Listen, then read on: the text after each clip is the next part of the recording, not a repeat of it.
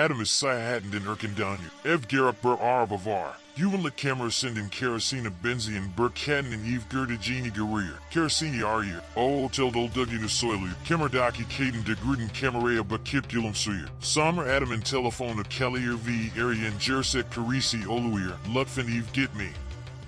The trip was supposed to be 4 days. A work thing 2 states over, a series of vendor meetings that got scheduled back to back. The kind of trip where you spend more time in conference rooms than anywhere else. I'd done it before. I packed light, drove to the airport Sunday night, and was gone by Monday morning. My wife was home. She worked remotely 3 days a week and had a flexible enough schedule that being alone for a few days wasn't a big deal. We texted through the days the way we usually did when I traveled. Nothing heavy, just check-ins, a photo here and there. Tuesday night she sent me a picture of the dinner she made. Wednesday morning I got a voice memo of her complaining about a work call that ran long. Normal week, normal trip. Thursday the last 2 meetings got canceled. The guy we were supposed to sit down with had a family thing and the whole afternoon collapsed. My manager called it and said we'd reschedule. I was checked out of my hotel by noon and on the road by 1. I didn't tell my wife I was coming home early. I thought about texting her but decided to just show up. We'd been together 8 years. I thought she'd like the surprise. The drive home was around 4 hours.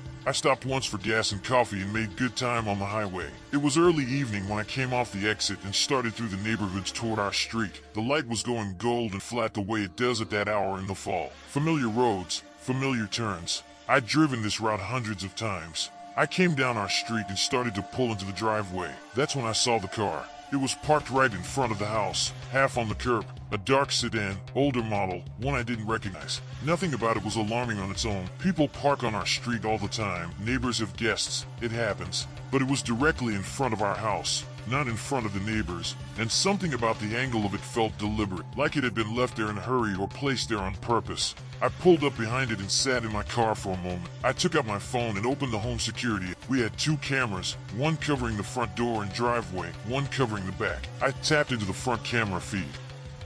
The feed was live. The front porch was empty, nothing moving. I switched to the recorded clips from the last hour, looking for whatever had happened before I arrived. There was a clip from 22 minutes earlier. Motion triggered. I tapped it. A woman was walking up the front path toward the door. Dark coat, hair the same length and color as my wife's. Same build, same way of holding her shoulders slightly forward the way my wife did when she was cold. She was moving with the ease of someone who knew exactly where she was going. She reached the front door, and without pausing, without searching for a key, the door opened and she went inside. I watched it twice. The rational part of my brain said, that's your wife. She came home early from wherever she was. Maybe stepped out for something. You just didn't know. The less rational part said, I had spoken to her 2 hours ago and she'd said she was at the hotel, getting ready for a dinner with a colleague. She hadn't mentioned coming home. She had no reason to be home. I called her. She picked up on the second ring. Background noise, voices, soft music, a restaurant or a bar. She sounded relaxed.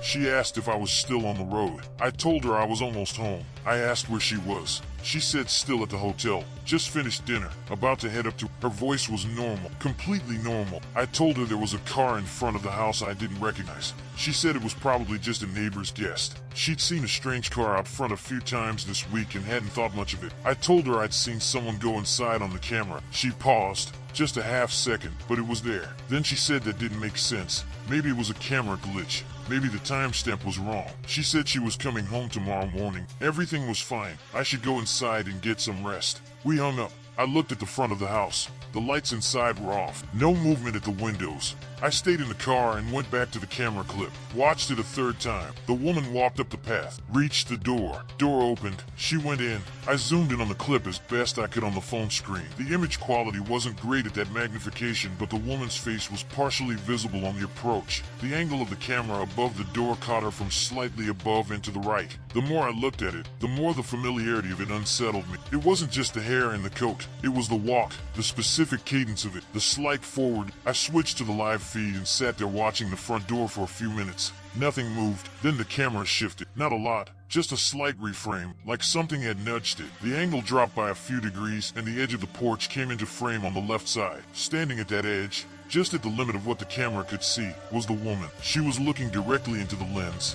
I don't know how to explain the specific feeling of seeing someone look into a security camera with intention. Cameras are small. They blend into architecture. Most people don't notice them or register them consciously. When someone looks into one deliberately, something about it reads wrong in a way that's hard to articulate. She wasn't glancing at it. She wasn't checking her reflection in the lens. She was looking at it the way you look at something you want whoever is watching to know you're aware of it. She smiled. Not a big smile, just the corners of her mouth. Slow, like she had all the time in the world. My phone buzzed in my hand. Incoming call. My wife's name on the screen. I stared at it for a second. I had just spoken to her 4 minutes ago. I answered. Her voice was different, quieter. The background noise was gone. She said, "Where are you right now?" I said I was in the driveway. There was a pause. Then she said, "Please don't go inside." Her voice was steady, but the steadiness was the kind that comes from effort. She said she'd explain everything, but I needed to get back in the car and drive away from the house right now. I asked her what was happening. She said she didn't want to say on the phone. She said,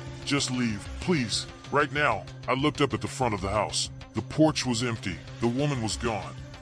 I drove to the end of the street and parked. My wife called back 2 minutes later and talked for a long time. I'm not going to put all of it here because some of it isn't mine to share. The short version is that someone had been watching our house for at least a week. My wife had noticed things, small things, the kind you dismiss individually but that add up, and had called the police the day before I came home. An officer had come out, looked around, filed a report. They'd found evidence that someone had been in our backyard on at least 2 occasions. A neighbor's doorbell camera had footage of a woman standing at the end of our driveway for an extended period 2 nights earlier. The woman on my camera, the one who walked into my house like she lived it, the one who looked into the lens and smiled. The police identified her eventually, weeks later. I'm not going to give details about who she was or why she'd focused on our house because honestly I still don't fully understand it myself, and the explanation I was given didn't make much more sense. She was found. There were charges. It moved through the system the way those things do. What I think about most isn't the legal part. It's the door. She walked up to our front door and it opened without her using a key. We had the locks checked after. No signs of tampering, no signs of picking. The locksmith said the deadbolt was in perfect working order. He couldn't explain how anyone would have gotten in without a key. My wife hadn't given anyone a key. I hadn't given anyone a key. I think about the smile too. She knew the camera was there. She'd been watching the house long enough to know exactly where it was mounted and what its angle was. She stood just at the edge of the frame because she knew that's where she'd be visible. She did it on purpose. She wanted me to see her. She wanted whoever was watching that feed to know she was aware of being watched and didn't care. I don't know what would have happened if I'd gotten out of the car and gone inside before my wife called. I don't let myself think about that one for too long. We moved out of that house 4 months later. It wasn't a decision we made in a panic. We'd been thinking about it anyway, for reasons that had nothing to do with any of this. But I'd be lying if I said the timing was a coincidence. I still check the camera app before I pull into any driveway. Old habit now, probably always will be.